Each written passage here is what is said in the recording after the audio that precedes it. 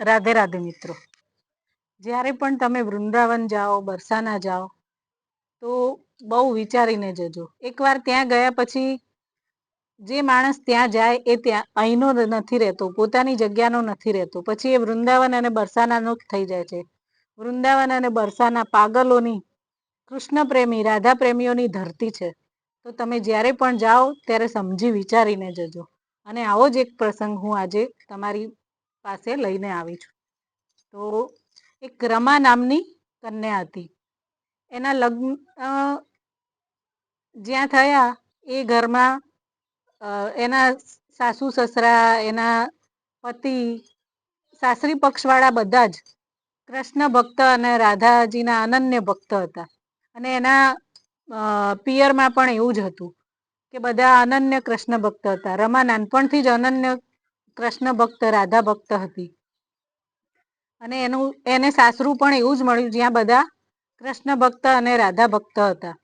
બહુ સુખમય જીવન હતું એનું, બહુ ખુશીથી ભરેલું જીવન હતું, એકદમ સુખી સુખી જીવન હતું। પણ ફક્ત એક જ વાતની તકલીફ હતી, રમાને કોઈ સંતાન નહોતું, બસ એ જ વાતની તકલીફ હતી।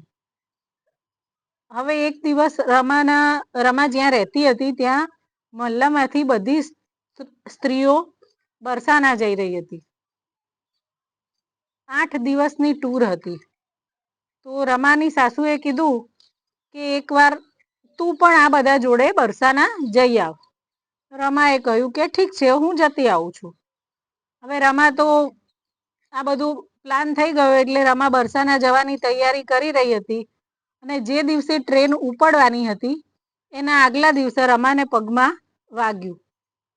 પગમાં વાગ્યું એટલે એની સાસુએ કીધું કે હવે તું બરસાના જવાનું કેન્સલ રાખ, હવે જઈશ નહીં, માંડી વાળ। કારણ કે બરસાના જઈશ તો ત્યાં રાધાજીનું મંદિર ઊંચી અટારી ઉપર છે, એટલે તારે પગથિયાં ચડવા પડશે। અટારી ઉપર જવા માટે બહુ બધી સીડીઓ ચડવી પડશે અને તને પગે વાગ્યું છે એટલે તું નહીં ચડી શકે, તને દુખશે। તો એના સાસુએ ના પાડી। એટલે રમાએ કીધું કે જ્યારથી જવાનું નક્કી કરું છે ત્યારથી તો હું રોજ મનમાં વિચારું છું કે હું ત્યાં જઈશ, હું રાધાજીને મળીશ, હું રાધાજીને સાથે આવી આવી વાતો કરીશ, રાધાજી માટે આવું બધું લઈ જઈશ, એમ કરી અને રમાએ એના સાસુને કીધું। તો એના સાસુએ કીધું કે ઠીક છે, હવે તને આટલી બધી ઈચ્છા છે તો તું જઈ આવ, તારું આટલું બધું મન છે તો તું જઈ આવ। તો રમા જાય છે બરસાના। હવે ત્યાં બરસાના પહોંચી એટલે અટારીએ પહોંચવા માટે સીડીઓ ચડતી હતી। બધી સ્ત્રીઓ ફટાફટ સીડીઓ ચડી ગઈ, પણ રમાને પગે વાગ્યું હતું એટલે રમા ધીમે ધીમે સીડીઓ ચડતી હતી। સીડીઓ ચડતી જાય, રાધે રાધે બોલતી જાય। થોડી સીડીઓ ચડી એટલે એક નાનકડી છોકરી આવી રમા પાસે અને એને કીધું કે મૈયા, હું તમને ઉપર લઈ જઉં, મારો હાથ પકડી લો, હું તમને ઉપર લઈ જઉં। રમાએ કીધું કે ના બેટા, હું ચડી જઈશ। તો પેલી છોકરીએ કીધું કે ના મૈયા, તમને પગે વાગ્યું છે, તમને દુખાશે, તમે નહીં જઈ શકો, એટલે તમે જીદ ના કરશો, હું તમને ઉપર લઈ જઉં છું।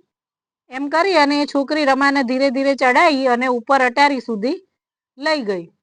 પછી રમાને એને કીધું કે મૈયા, હું તમને ઉપર તો લઈ આવી, પણ તમે મારા માટે શું લાયા છો? તો રમાએ કીધું કે બેટા, હું તારા માટે આજે તો કશું નથી લાવી, પણ કાલે લેતી આવીશ, કેમ કે મને આજે ખબર નહોતી કે તું મને મળવાની છે। એટલે રમાએ એવું કીધું કે હું તારા માટે કાલે લેતી આવીશ, તું કાલે મને મળજે, હું રાધા અષ્ટમી સુધી અહીંયા જ રહેવાની છું। હવે રમાએ આવું કીધું પછી પેલી છોકરી ત્યાંથી રમા દર્શન કરીને આવી, રમાને હાથ પકડીને સીડીઓ નીચે ઉતરાવી। આવું રોજ ચાલતું હતું 8 દિવસ સુધી। બીજા દિવસે રમા આવી, પેલી છોકરી સીડીઓની શરૂઆતમાં જ બેઠી હતી। રમાએ એને બંગડી અને પગના ઝાંઝર આપ્યા।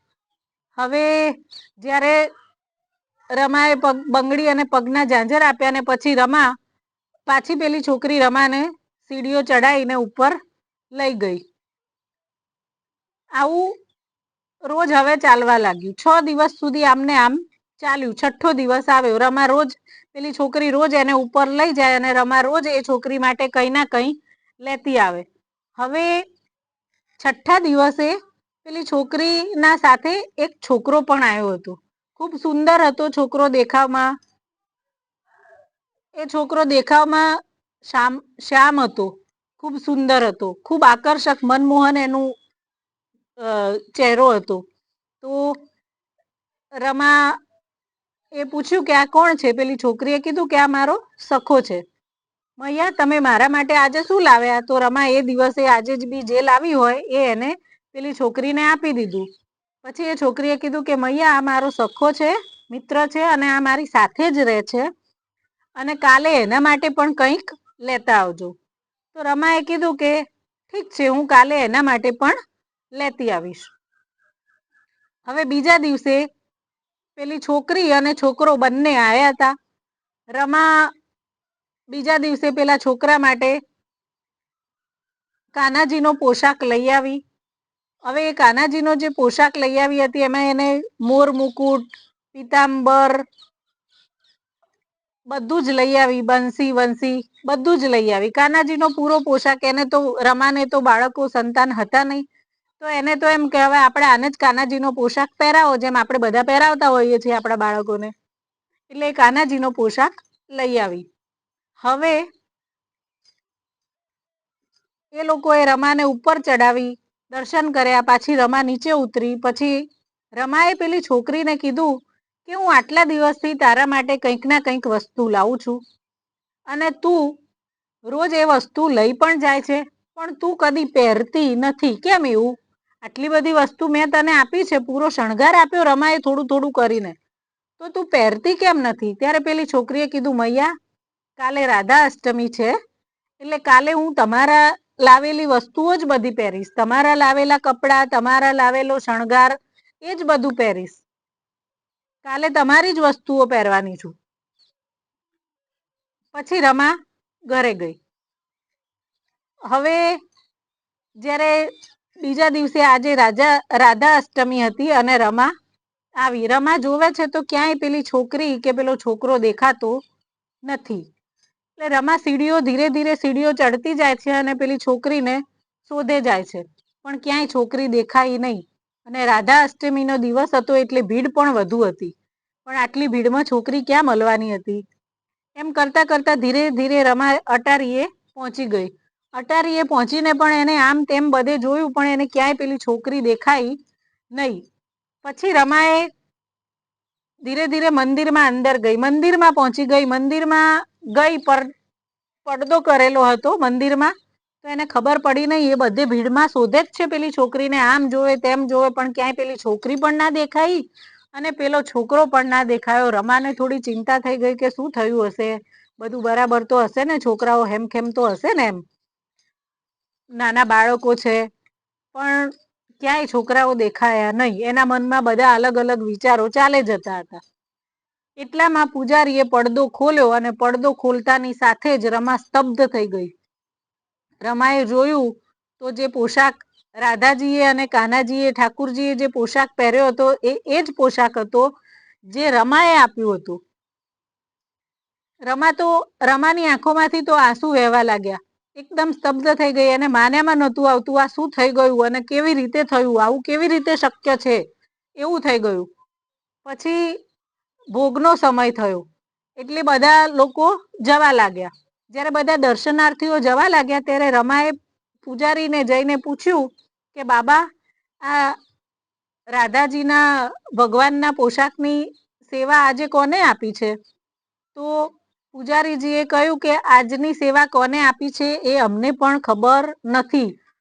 સવારે કપડાં, જે પોશાક ને શણગાર ને બધું અહીંયા મૂકેલું જ હતું અને અમે એ જ પહેરાયું છે, કેમ કે આજે ત્યાં મૂકેલું જ હતું, કોઈની સેવા હતી નહીં. કોઈ અમને આવીને કહી ગયું નથી, અમને ખબર નથી કોણ મૂકી ગયું, એટલે અમે એવું માની લીધું કે આ રાધાજીની મરજી છે એટલે આ પોશાક અહીંયા મૂકેલો છે, એટલે અમે એ જ પોશાક પહેરાયો. રમા તો ચોધાર આંસુએ રડી પડી. રડતી રડતી નીચે આવે છે. બધે લાડોને શોધે છે, લાડો લાડો લાડો, પણ લાડો ક્યાંય દેખાતી નથી. હવે રમાને એની જે બધી સ્ત્રીઓ જે બધી સાથે આવી હતી એમને કીધું કે ચલ તને ઘરે લઈ જઈએ, ચલ હવે ઘરે જવાનું છે. પણ રમાએ કીધું કે ના, હવે હું ઘરે નહીં આવું. એ તો હવે એકદમ રાધામય બની ગઈ હતી, કૃષ્ણમય બની ગઈ હતી. તો એને કીધું કે હું ઘરે નહીં જાઉં. પછી એના ઘરના લોકો, એ તો ના જ ગઈ, પણ એના ઘરના લોકો બધા એને મનાવા આવ્યા કે ચલ હવે, ઘરના લોકો બી લેવા આવ્યા કે ચલ હવે ઘરે ચાલ, બહુ થયું, બહુ રહી લીધું તે, હવે ચાલ ઘરે. પણ એ ઘરે ના ગઈ તો ના જ ગઈ. એમ કરતા કરતા 30 વર્ષ થઈ ગયા. 30 વર્ષ સુધી રમા રોજ આવે અટારીએ, રોજ સીડીઓ ચડે, રોજ રાધા રાધા બોલે, રોજ બધાને કે મારી લાડો મને રોજ અહીંયા મળતી હતી. 7 દિવસ સુધી મારો હાથ પકડીને મને ઉપર લઈ ગઈ. આ પોશાક જે એને પહેર્યો છે એ મેં આપ્યો છે. એવી એની પરિસ્થિતિ થઈ ગઈ. બધા એને ગાંડી જ કહેવા લાગ્યા. એકદમ પાગલ જેવી થઈ ગઈ, દીવાની થઈ ગઈ. આવું 30 વર્ષ સુધી રોજ ચાલે ગયું. 30 વર્ષ થઈ ગયા. પછી એવું કહેવાય છે કે 30 વર્ષ થઈ ગયા પછી એક દિવસ રમાની ઉંમર થઈ ગઈ હતી. 30 વર્ષનો સમયગાળો એટલે નાનો તો કહેવાય નહીં, એટલે રમા વૃદ્ધ થઈ ગઈ હતી. હવે રમા આજે પણ સીડીઓ ચડતી હતી અને બોલે જતી હતી, લાડો લાડો, રાધે રાધે. એકદમ થાકી ગયેલી હતી. આજે રમાના શરીરમાં તાકાત નહોતી કે બધી સીડીઓ ચડી શકે. આજે ફરીથી પેલી છોકરી આવી, લાડો આવી. હવે લાડોએ રમાનો હાથ પકડીને કીધું કે મૈયા ચલો હું તમને ઉપર લઈ જાઉં. અને રમા એ લાડોને જોઈને, એ નાની છોકરીને જોઈને, એ રાધાજીને જોઈને, મારી લાડો તું આવી ગઈ, બસ એટલું કહેતા જ એના પ્રાણ ત્યાં ને ત્યાં ત્યજી દીધા અને એ રાધા રાણીમાં વિલીન થઈ ગઈ. તો મિત્રો આજે પણ આવા ભક્તો છે કે જેમના માટે ભગવાન સ્વયં આવે છે. રાધે રાધે.